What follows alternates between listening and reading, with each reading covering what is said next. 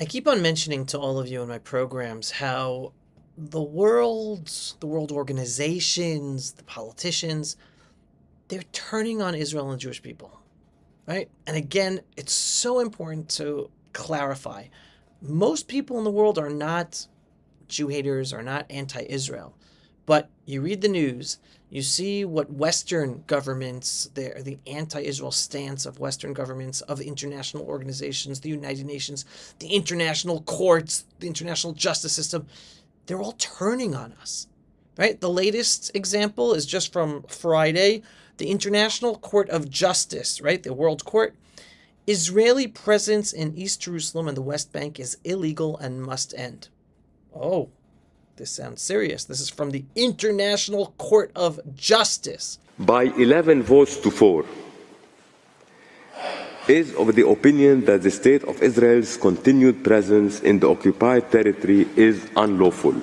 Now, from what I understand, this ruling really has no teeth to it, but this now gives ammunition to the United Nations to bring sanctions on Israel. So if the Security Council of the United Nations decides on sanctions, and the Biden administration, or whatever U.S. administration, it's going to be replacing Biden, if he's replaced, if they do not withhold a veto, then yeah, the international community can be implementing sanctions on the Jewish state of Israel because of this ruling from the International Court of Justice. Now, let's break this down, because there's nothing just about this ruling. It's totally against history, right? Jews are called Jews because we are from Judea. Historically, Jews have always lived here. You cannot call Jews occupiers in our ancestral homeland, where Jews have always lived. There's always been a presence of Jews in Jerusalem since forever. There has always been a presence of Jews in Hebron, right? Our second holiest city, where the mamas and the papas are buried in the tomb of the patriarchs and matriarchs in a building built by King Herod, a Roman king who was a Jewish Roman king, over 2,000 years ago. And yet the International Court of Justice is saying that according to international law, the Jewish homeland, where the oldest cemetery in Hebron, and even older than Hebron, and where we have our oldest Jewish cemeteries of the world, Hebron, the Mount of Olives in Jerusalem, which has members buried there from the Bible times, for the International Court of Justice to say this doesn't belong to the Jewish people, it's insane. It's unjust. So now, that's just using one's common sense and history. This is the Jewish homeland.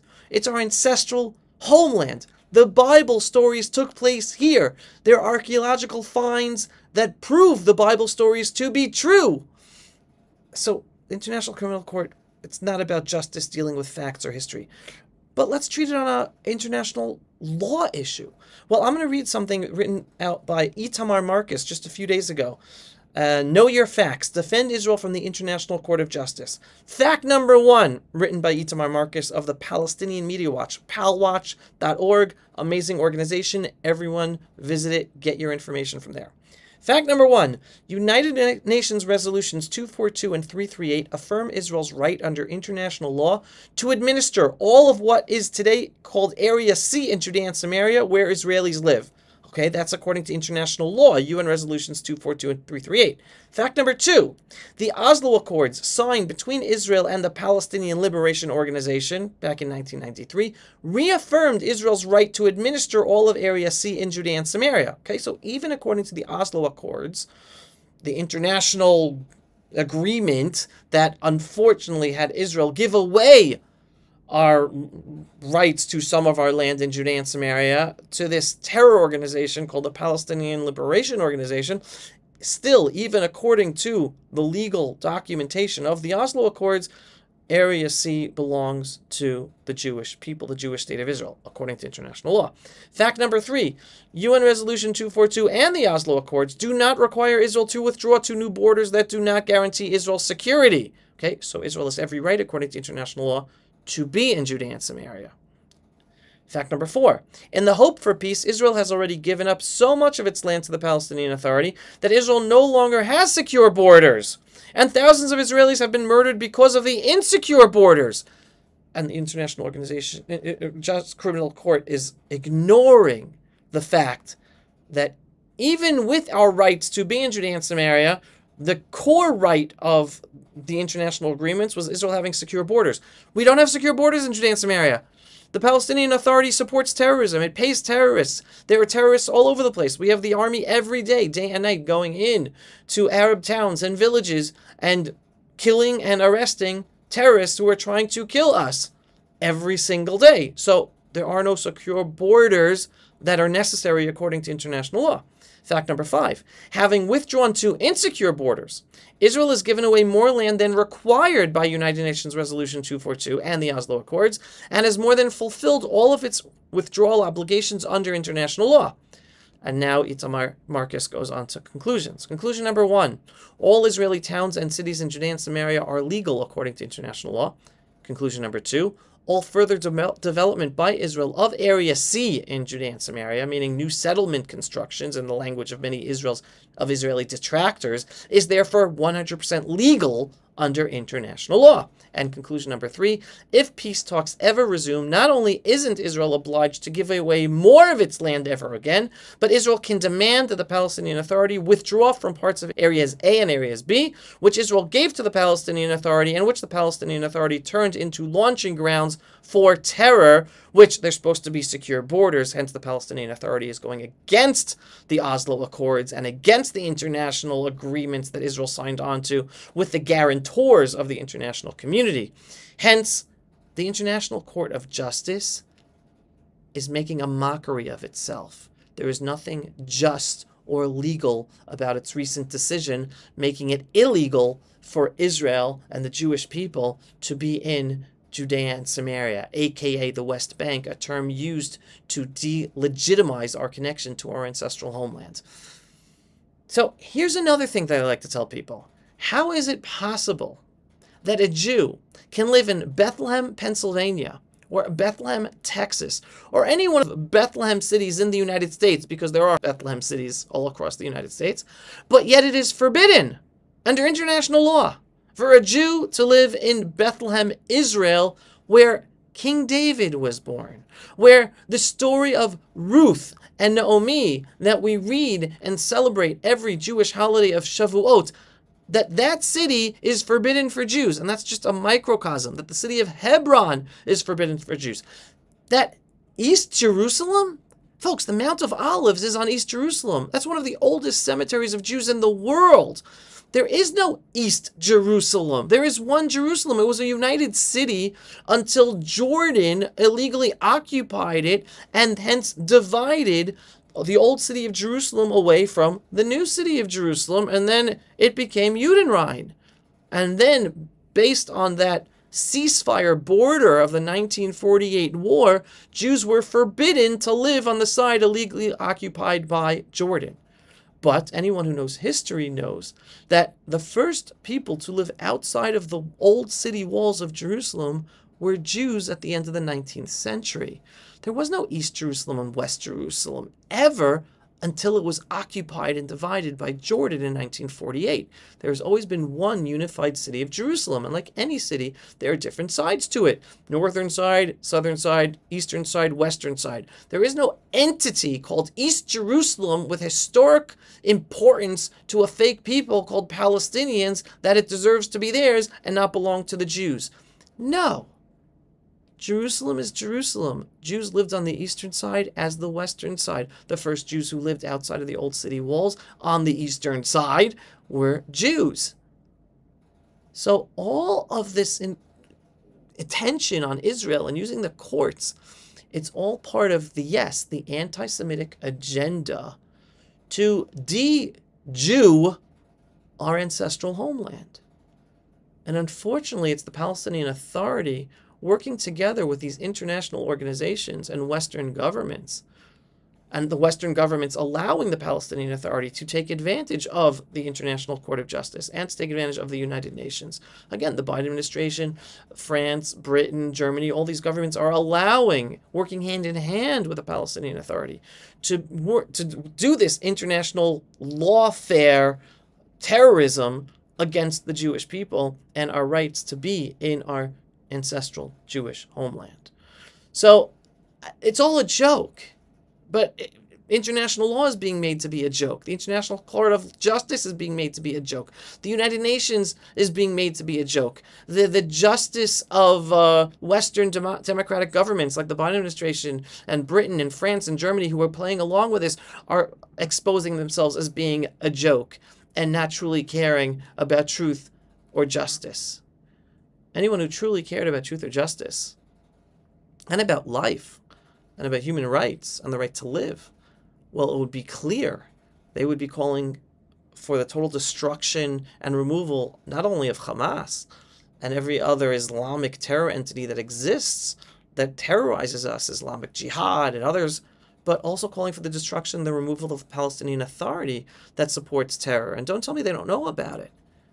The United States Taylor Force Act acknowledges that the Palestinian Authority gives money to terrorists, hence it supports terror, and that's why the U.S. government cannot legally give money to the Palestinian Authority.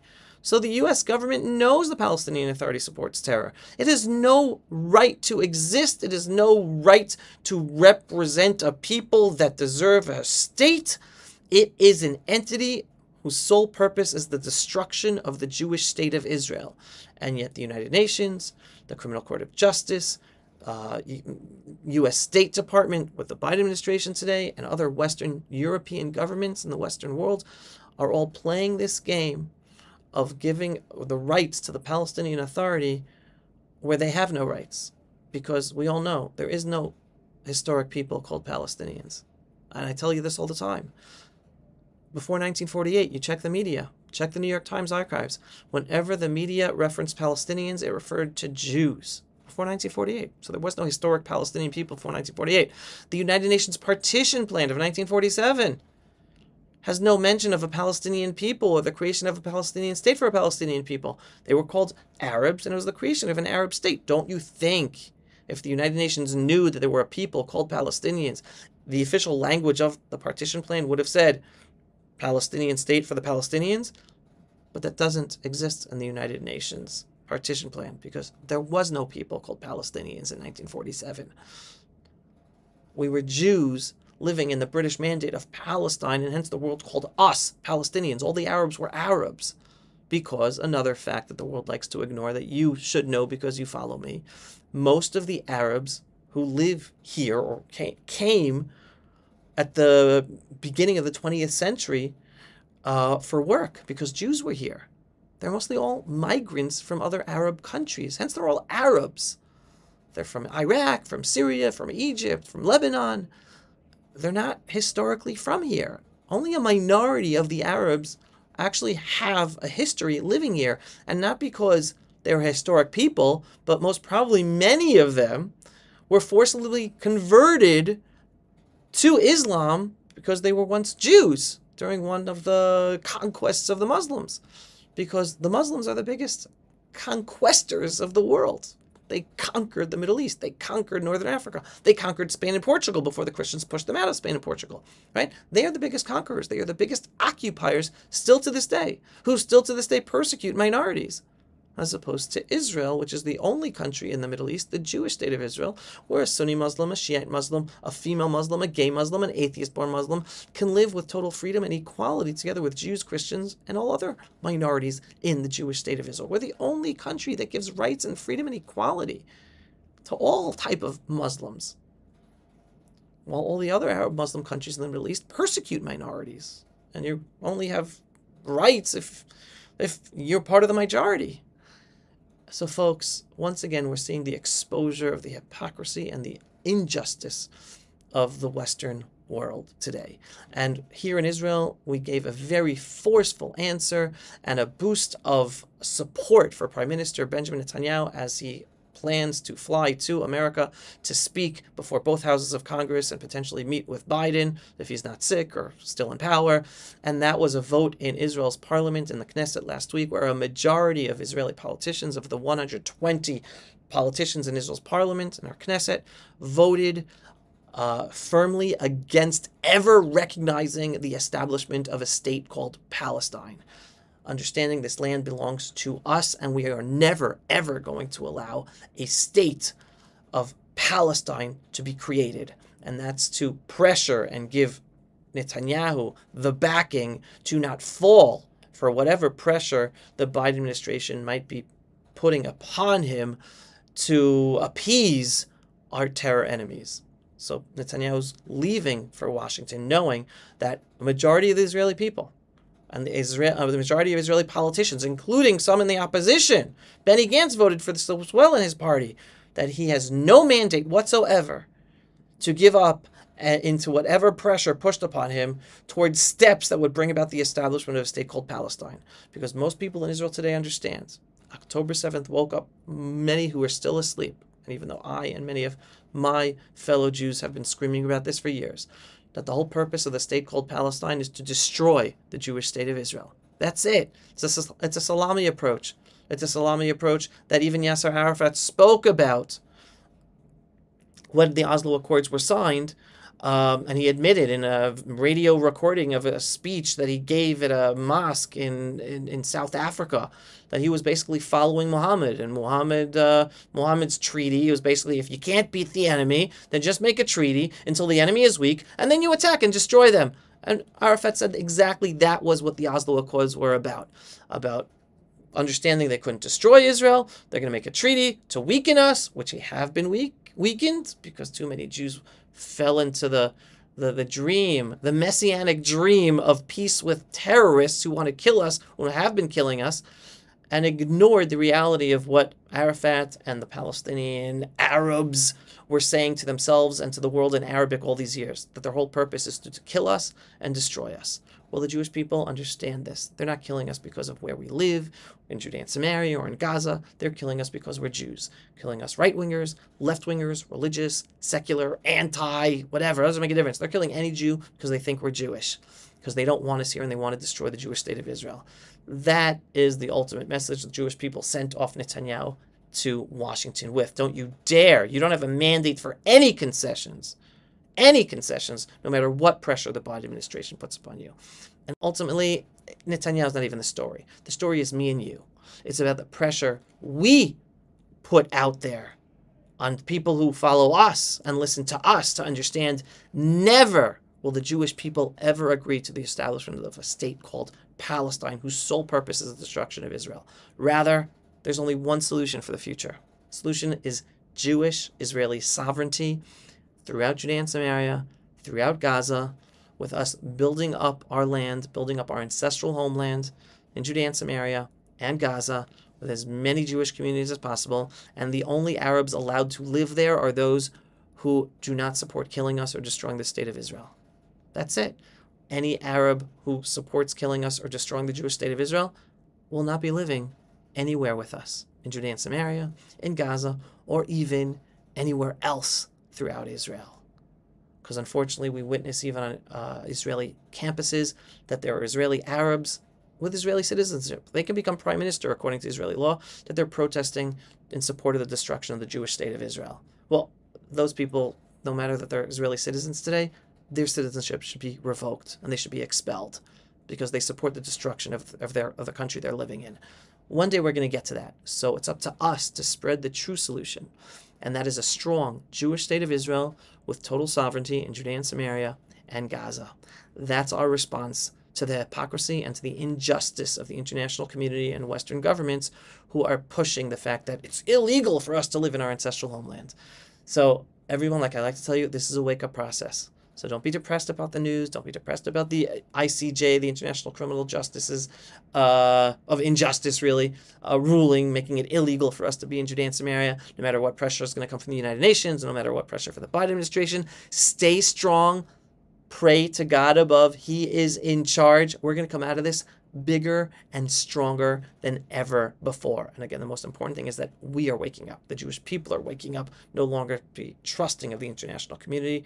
We have to trust ourselves and do what's right for ourselves so that we have a bright future, not based on the lies of the international community, which is running along this fake narrative, which I call is the biggest historic blood libel against Jews ever, called Palestine.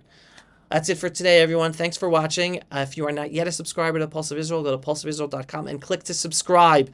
And if these are messages and videos that you want to help us get out there to be seen by many more people, every once in a while, just click on the donate button on pulseofisrael.com. Signing off from our ancestral, historic, biblical, and beautiful land of Israel in our biblical, ancestral, indigenous, and indivisible capital, Jerusalem, since King David's time. Thanks for watching, everyone. Shalom.